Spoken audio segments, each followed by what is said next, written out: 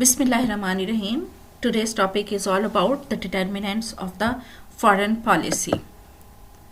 Dear students, in an ideal foreign policy, states usually prioritize their national interest and organize these interests into under two consideration. Number one, they identify their national interest. Number two, they prioritize their national interest. Foreign policy goals are realized by means of diplomacy, and diplomacy is not a single tool, but there are other tools as well. And foreign policy is skillfully integrated with the domestic policy of a state, internal domestic policy. It is an important tool for the realization of the state's overall goals. State is the most important player in the implementation of the foreign policy, but other players also exist. For example, international government organizations, non-state actors, sub-state actors, non-governmental organizations. In international governmental organizations, United Nations, International Atomic Energy Commission, and are the example. And in non-governmental organizations, Amnesty International, Medicine Sans Frontier, and in multinational corporations like Microsoft, and non-state actors like Al-Qaeda, Lashkar-e-Taiba, and other non-state actors exist in the world. Sub-state actors like parliament and the universities play a vital role. Same as there are two factors that determine the foreign policy of a state. Geopolitics is one of the most important factor, intangible factors. It is defined as the influence of geography on politics. The geographical location of a country plays an important role in the international politics. Location is very important to a state in terms of its neighbors, its natural resources, its strategic land and sea routes of the state, of the specific state, while determining its foreign policy. Same as under the Nazis, geopolitics disintegrated into an organic theory of the state, resting upon the premise that a state must, like an organism, grow or it would eventually decline like an organism. Maybe it flourish or maybe it expire. German geopolitics was little more than so-called scientific justification for expansion through aggression. There is a direct relation, link and bridging between the geographical location of a Great Britain and the US and the development of the democracy. Britain has not been successfully invaded since 1066. The United States not since the development of the effective US power after 1815. Same as Scandinavian nations noted for their democracy are far removed from the major highways of European invasions. And we see that there is a direct link between the geographical location of a Great Britain and the United States, and they established democracy and they promoted their democratic system. Same as geography and history have played a prominent role in Pakistan's foreign policy, in Pakistan case, as also in its political development. The 1800-kilometer border we share with India, and India's hostility in the initial years forced Pakistan to join the Western security alliances. And you see that Pakistan firstly joined the American bloc to secure its border from the Indian aggression. Similarly, the recognition of the 22-kilometer long Durand lines as the international border by Afghanistan, its pro-Soviet and pro-Indian policies rendered Pakistan's Afghanistan relations as a adversary. Same as we see that even after the breakup of the Soviet Union, the civil war in the neighboring country and the presence of nearly 3 million Afghan refugees in Pakistan continued to pose serious challenges to Pakistan's foreign policy, and Pakistan faced these challenges bravely. These challenges and these issues were compounded by the act of the World Trade Center 9/11 by Al-Qaeda operating from Taliban-ruled Afghanistan. The subsequent war on terror led to reordering of the Pakistan's foreign policy, prioritizing with the core issues of Kashmir related to the background. Here, the Indian factor heavily influenced Pakistan's foreign policy. It also influenced the Pakistan domestic and constitutional development as well. It led to the emergence of a national security state involving the allocation of a high percentage of the country's limited resources toward defense. And yes, we see that in every budget, in the past especially, we spend a lot of money to defend our borders, to secure our nation. The military emerged as the most powerful institution in the country, prone to step into the civilian domain to the determinant of the democracy and development of the state institutions.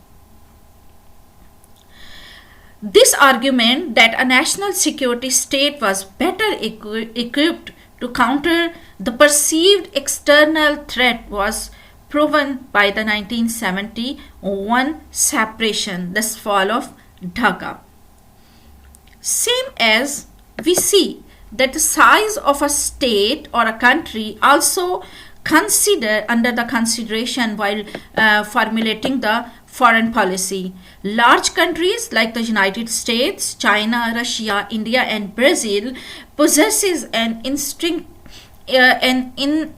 intrinsic strength which imparts strength to their foreign policy. It is no coincidence that the aspirants for permanent seats is in an expanded UNSC are countries with large land masses: Brazil, Nigeria, India, and Germany. The only exception is Japan, which qualifies because of other attributes.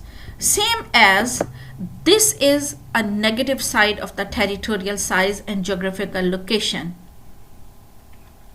Sometimes long borders need to be defended.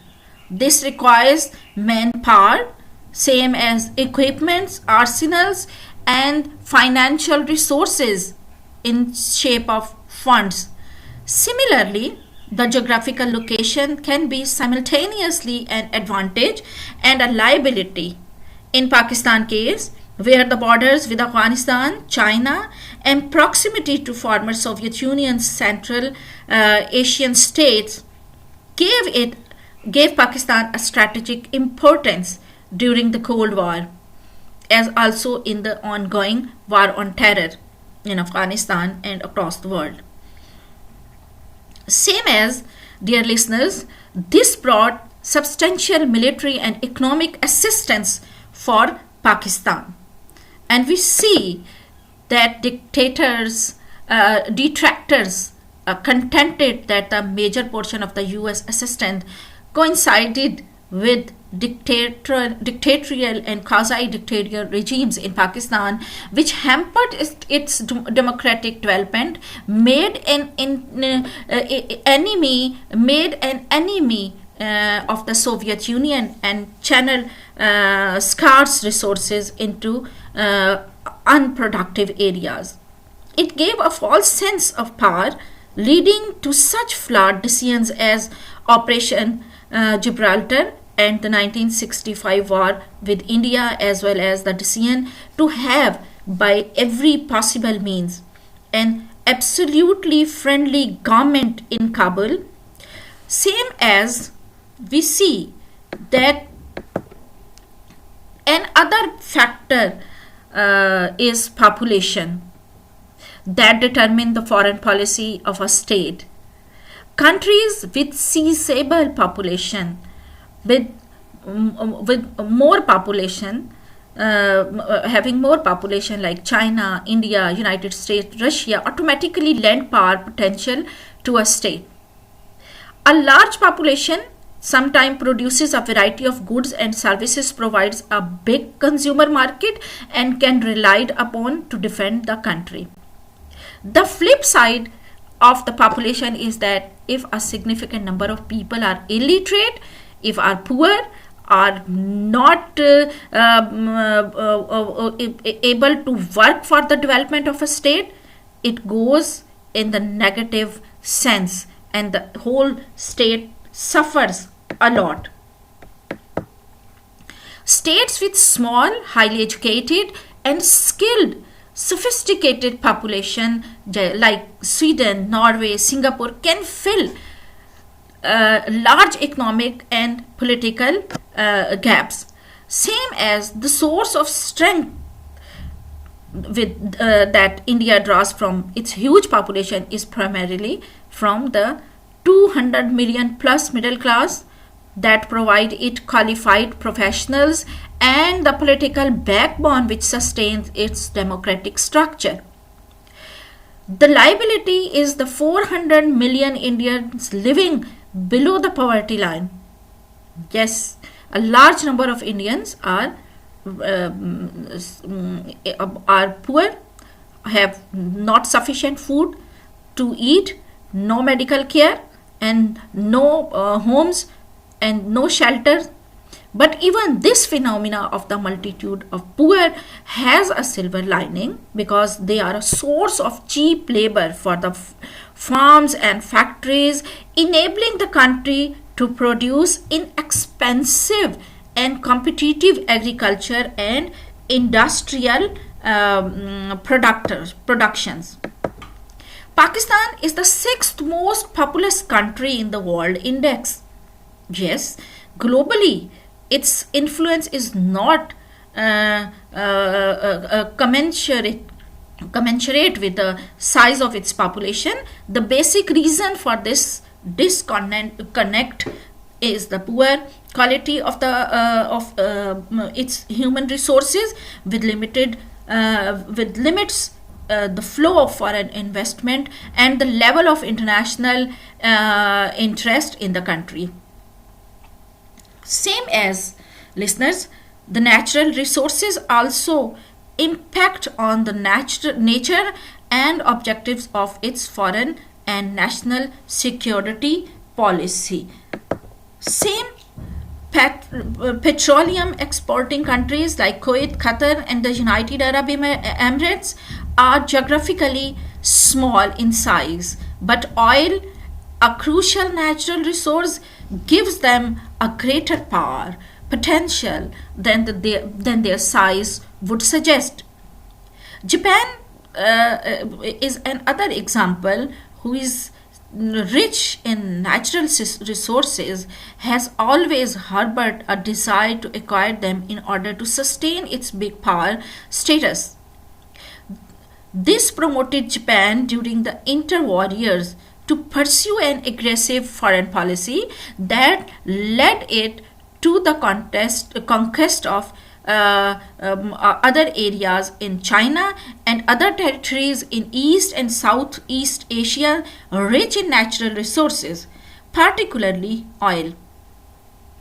The deadly attack on Pearl Harbor in 1941 in the month of December was a logical outcome of this policy.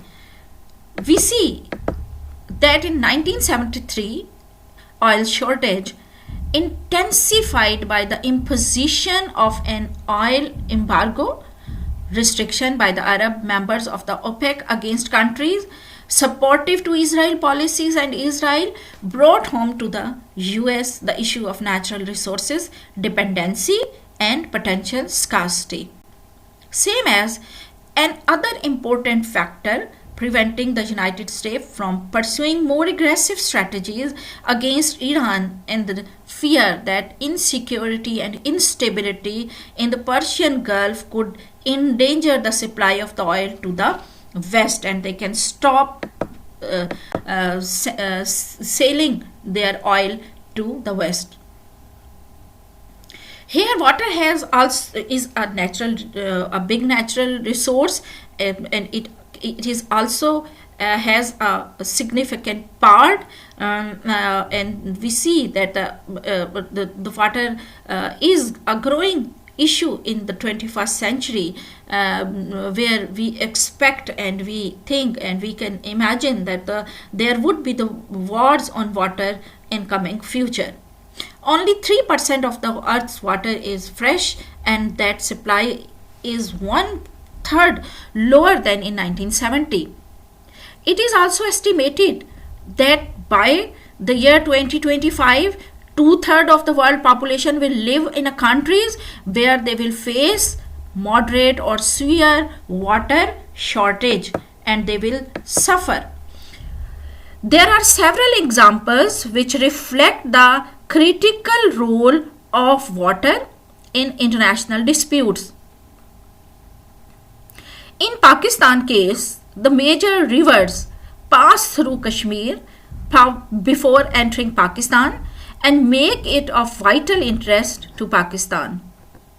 The significance of the Indus Water Treaty of 1960 between India and Pakistan can be gauged from the fact that even during periods of war, the treaty was not violated because it has a great importance.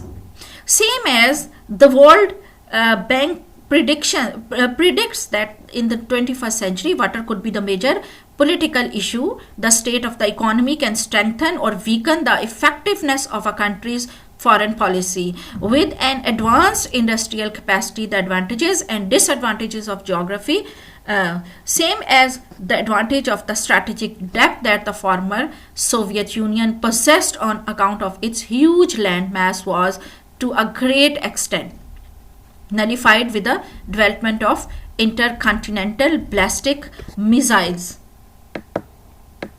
Same as industrialized states generally have higher educational levels, more advanced technology, more efficient capital, and all of which add their tangible power potential.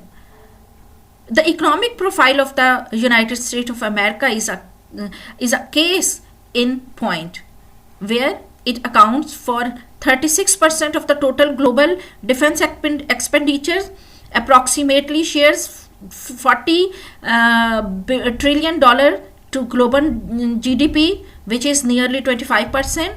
The US economy is currently more than twice as large, same as Japan and China. And we see that it continues to be the most preferred destination of the scientifically trained and highly skilled foreign workers. On an annual basis, yearly, it attracts more than one-third of the world inflows of foreign direct investment. The US military and economic dominance is rooted in the country's position as the world leading technological power.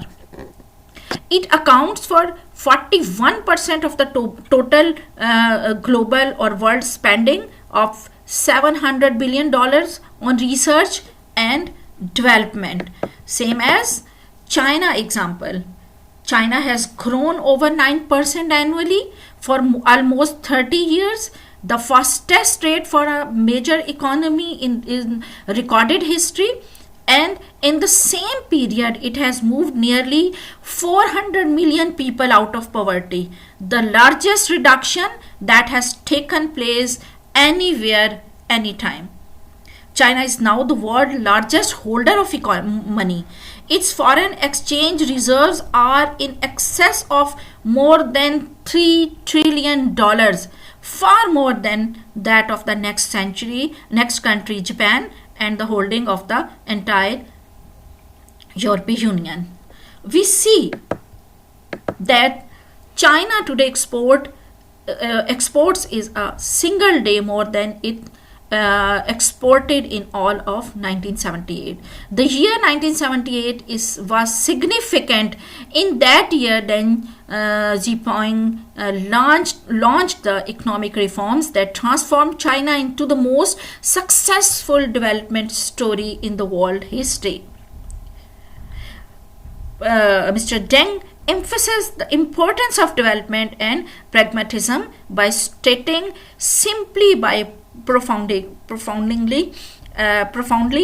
it does not matter if it is a black cat or a white cat, as long as it can catch means it is a good cat. We see that military is also an important component in the realization of a state's foreign policy and foreign policy goals. Countries with large populations, strong economies, and substantial industrial and armed production have the largest armed forces and consequently global foreign policy interest, which they are able to promote through use of forces.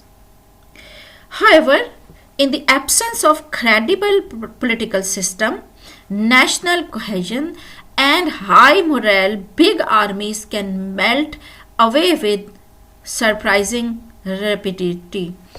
Same as we see that in the 1965 Indo-Pakistan War, Pakistan prestige was high as it ably fought a much bigger Indian army to a draw. 6 years later, with the nation at war with itself, the will to fight was sapped and the country simply disintegrated. We are talking about the 1971 separation of East Pakistan.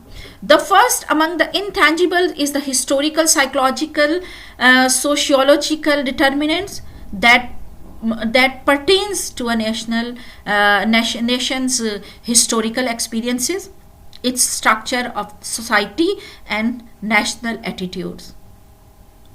Countries, centuries of dedication to such diametrically opposite system as Islam and Hinduism nurtured an entirely different outlook on the outside world among their respective followers. Here, Islam believes on faith, inculcates an attitude of viewing everything in sharp tones of black or white, goods or bad, friendly or inimical. Hinduism, providing no clear answer and concrete guidance, make it possible for all shades of opinion to coexist or even to contradict one another. These centuries old beliefs and attitudes partially explain Pakistan's alignment with the West against communism, at least in the initial stages, and India's policy of non-alignment. There exists a deeply ingrained belief among Pakistanis that Hindus are inherently torturing and treacherous, posing as shopkeepers mentally, and are avoidant of material qualities. These impressions were reinforced by a series of steps taken by India aimed of crippling the state of Pakistan, the disturbance for Pakistan. The initial military victories in Kashmir of the tribals against Indian forces were hailed as manifestation of our material qualities prevailing over those of the Hindu Banyas. It took in 1971 to sober us. The Muslims of South Asia have always considered themselves as part of the universal brotherhood of Islam. The same Lahore resolution that called for the establishment of an independent homeland for the Muslims of South Asia also declared that Palestinians were entitled to an independent state. The nature of the political system and the leadership are other important elements that contribute an effective foreign policy. Government legitimacy, quality of leadership, good governance, strong, stable institution impact directly on foreign policy of a state. Same as the critical importance of leadership is illustrated by Quaid-e-Azam Muhammad Ali Jinnah's stewardship of the freedom movement. Ideology and media also play a significant role in the shaping of the foreign policy, and we can see during the Cold War how the media played a positive and on the other hand a negative role. We see that diplomacy and force are two tools for achieving foreign policy goals depending on a particular situation. In traditional diplomacy, states influence the behavior of the other states by negotiating, by taking a specific action or refraining from such an action, or by conducting public diplomacy. The use of public diplomacy is an increasingly popular diplomatic tool in a communication linked world. Public diplomacy plays a significant role. Here I will quote Pakistan example where Pakistan's campaign to promote the concept of enlightened modernization and the case made by the US through the media and in negotiations for its war against Iraq in 2003. We see occasionally economic statecraft is used in the shape of incentives and disincentives to achieve objectives. In case of incentives, involve offering a carrot, and in disincentives or sanctions is more the norm, threatening to act or actually taking action that push the targeted state for moves made in the direction they desire. Same as force or its threat is used when both negotiations and economic diplomacy fail. We see that assessment when we assess the Pakistan foreign policy, we see that there are principal objectives of the policy. Number one, preservation of the country's territorial integrity. Number two, promoting of economic development in a peaceful regional atmosphere. Settlement of the Jammu and Kashmir dispute in accordance with the UN resolution. Establishment of a credible deterrence against India. Strengthening relations with and promoting of the solidarity among brotherly Muslim countries. Mobilizing international support for countering terrorism. 1971 illustrates our failure in preserving the territory of Pakistan. Regional peace has also not been within our control. Pakistan's economic progress has been very poor, is not stable, and we see that the Jammu and Kashmir dispute is also an issue since many years.